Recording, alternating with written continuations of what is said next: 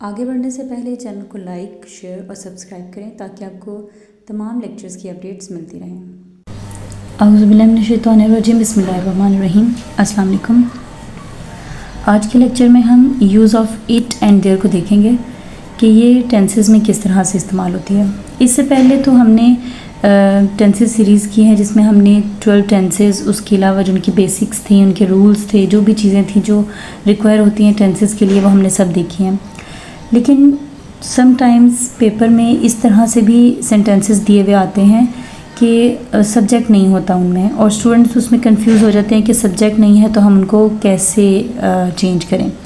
या फिर कुछ ऐसे सेंटेंसेस होते हैं जो कि टेंसेस से थोड़े से हट कर होते हैं, जैसे कि यूज़ ऑफ हैव और हैज़, हैड, कि समटाइम्स अगर सेंटेंस है उसमें वो परफेक्ट टेंस नहीं है लेकिन उसमें हैज़ और हैव यूज़ हो रहा है, हैड यूज़ हो रहा है, इज़, एम, आर यूज़ हो रहे हैं। तो ये कुछ चीज़ें होती हैं जो कि बेसिक होती हैं।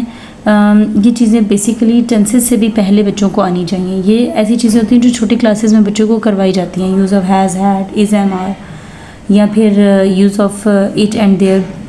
लेकिन जब बच्चे टेंसेस करने के लिए पहुंचते हैं 9th-10th के लेवल में, मतलब बोर्ड एग्ज़ाम्स में वो करने के लिए पहुंचते हैं, तो उनको वो सारी चीज़ें जो होती हैं ना, वो या तो याद नहीं होती या फिर वो उनको रिलेट नहीं कर पा रहे होते।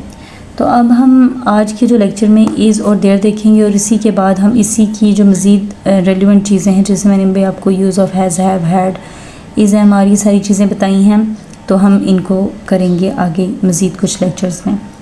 तो समझ लें कि ये भी एक सीरीज़ की तरह से मैं स्टार्ट कर रही हूँ इसको। तो सबसे पहला जो हमारा आज का लेक्चर है उसमें use of it and there को हम देखेंगे। यूज़ ऑफ़ इट को हम कब इस्तेमाल करते हैं?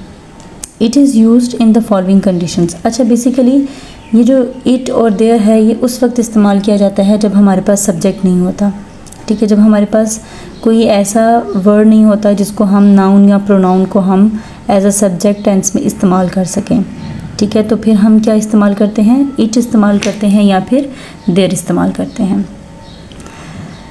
तो ये किन कंडीशंस में इस्तेमाल होता है? टाइम के साथ इस्तेमाल होता है, वेदर कंडीशंस के साथ इस्तेमाल होता है, इनएक्टिव थिंग्स के साथ इस्तेमाल होता है, और पेट एनिमल्स के साथ इस्तेमाल होता है। अभी हम वन बाय वन इन सब चीज़ों की एग्जांपल्स को देखते हैं कि कैसे इस्तेमाल होता है इन सब चीज़ों के साथ। अगर हम पहले एग्जांपल देखें तो पहली एग्जांपल मैंने यहाँ पर टाइम लिखा हुआ है, तो सबसे पहले टाइम की एग्जांपल दी हुई है। इट इज़ मॉर्निंग, ये सुबह है, ये सुबह का वक्त है। इवनिंग और नाइट, इस तरह का कोई भी टाइम दिया हुआ हो तो हम सेंटेंस में सब्जेक्ट की जगह पर इट इस्तेमाल करते हैं, ठीक हो गया। उसके बाद टाइम की second example, it is 2 o'clock, 2 बजे हैं, ठीक है। तो अब यहाँ पर भी 2 बजे हैं, हमारे पास सब्जेक्ट कोई नहीं है, तो हम टाइम के लिए यहाँ पर इट इस्तेमाल करेंगे as a subject. It is 2 o'clock। उसके बाद इट इज़ 5 past 10, ठीक है।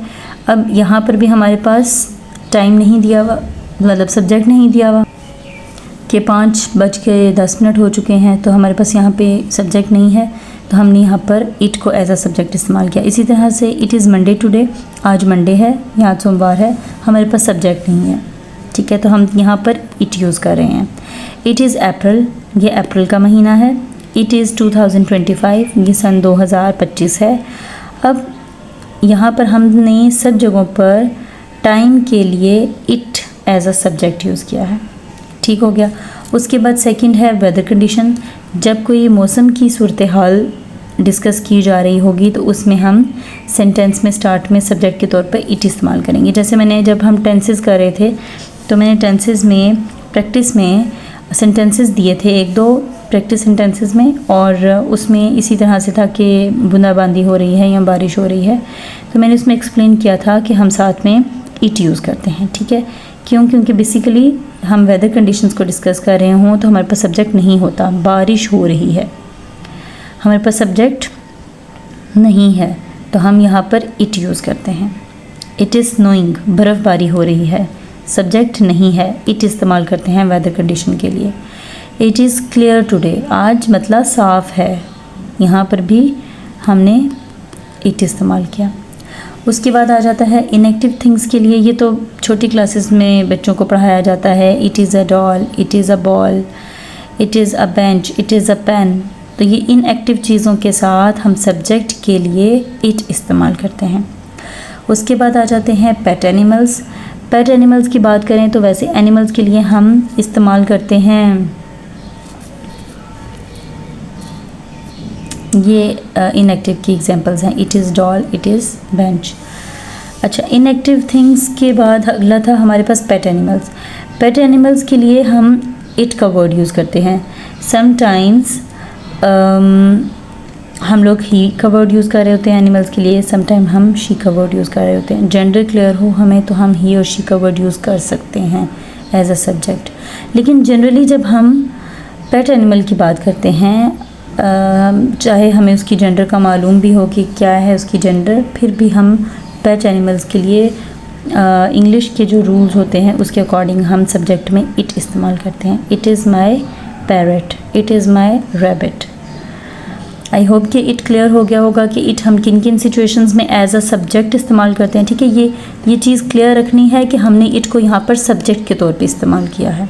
ठीक है, जब हमारे पास सेंटेंस में सब्जेक्ट नहीं है, फाइल नहीं है, जो काम करने वाला है वो नहीं दिया हुआ, तो हम इट इस्तेमाल करते हैं इन 4 सिचुएशंस में: time, weather, inactive things and pet animals. अब बढ़ते हैं देयर की तरफ। Use of there is used to refer place for presence और non presence of a thing. ठीक है, किसी भी जगह को रेफ़र कर रहे हैं और किसी चीज़ की मौजूदगी या गैर मौजूदगी का बताने के लिए कि वो चीज़ वहाँ पर मौजूद है, तो हम सब्जेक्ट के तौर पे देयर को इस्तेमाल करते हैं। It is use in the case of absence of a subject. ठीक है, ये भी उसी तरह से जैसे इट के लिए हमने बात की कि जब हमारे पास सब्जेक्ट ना हो तो हम इस्तेमाल करते हैं इट को, तो इसी तरह से जब हमारे पास सब्जेक्ट ना हो तो हम देयर इस्तेमाल करते हैं। इट के लिए मैंने केसेस बता दिए, कौन से 4 केसेस हैं जो इस्तेमाल होते हैं। ठीक है, उसमें हमारे पास वक्त था, जो वेदर कंडीशन थी, एक्टिव एंड इनएक्टिव थिंग्स थी और पेट एनिमल्स थे।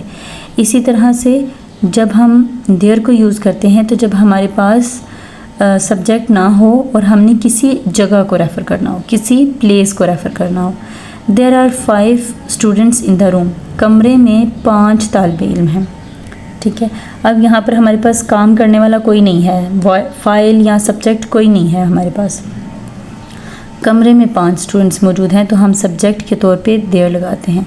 ठीक है, हम जगह को रेफ़र कर रहे हैं स्टूडेंट्स की मौजूदगी का बताने के लिए कि देयर आर 5 स्टूडेंट्स, 5 तालिब इल्म हैं कमरे में, तो हम सब्जेक्ट के तौर पे देयर लगाएंगे। इसी तरह से स्कूल में प्लेग्राउंड नहीं है। अब वो जगह है जिसको हम रेफ़र कर रहे हैं देयर से। ठीक है, और हम वहाँ पे किसी चीज़ की प्रेजेंस और नॉन प्रेजेंस या एब्सेंस के बारे में बता रहे हैं कि देयर इज़ नो प्लेग्राउंड, कोई भी प्लेग्राउंड नहीं है, खेल का मैदान नहीं है इन द स्कूल में। तो हमने यहाँ पे देयर को यूज़ किया रेफ़र करने के लिए और सब्जेक्ट के तौर पे। ठीक है, उसके बाद there are countless stars shining in the sky. अब यहाँ पे भी स्काई को रेफ़र करने के लिए हमने देयर इस्तेमाल किया।